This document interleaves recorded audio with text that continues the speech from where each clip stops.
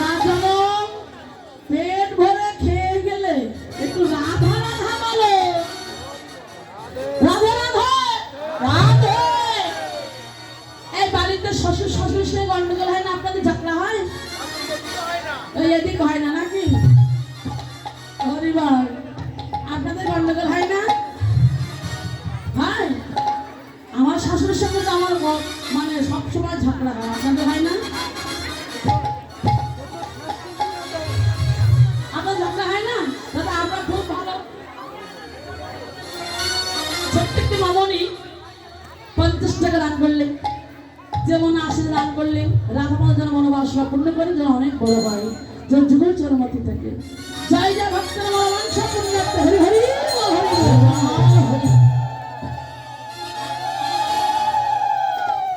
এই আমাদের কি নিয়ে ঝগড়া হয় বলবো একটু? থাকবে বলবো? ও মানে আমার শাশুড়ি খুব রান্না করতে ভালোবাসে, আমার দেয় না রান্না করতে।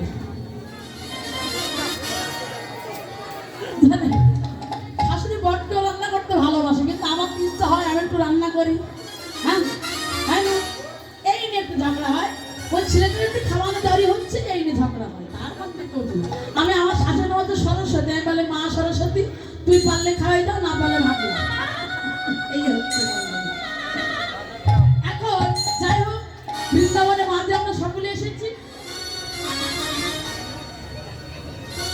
আমাদের বৌমাকে মানে মেয়েকে আমাদের বুঝতে পারে না। সকলে আসলে বলে কি মনে মা মেয়ে, বলে তোমার মেয়ে এসেছে কি নাকি? বলে আমার মেয়ে না, আমার ছোট বৌমা। এই হচ্ছে আমাদের। তো সকলে বৃন্দাবনে মাঝে সকলে রাধে রাধে রাধে হরিবল। তা বৃন্দাবনে মাঝে মা মধুময় শ্রীরাম বৃন্দাবনে প্রাণ গোবিন্দ সখাগণ সঙ্গে লই ধনবর্ষ লই বিনোদ খেলা খেলছেন। বিনোদ অর্থাৎ নিত্য নতুন খেলা। তা বিনোদ অর্থাৎ নিত্য নতুন খেলা খেলছেন তো হরিবল। তা খেলা খেলতে খেলতে বেলি অপূর্ণ হয়ে গেল। যখন বেলি অপূর্ণ হয়ে গেল, তারাই বলছিল শ্রীরাম ও ভাই শ্রীরাম ও গোপাল জডম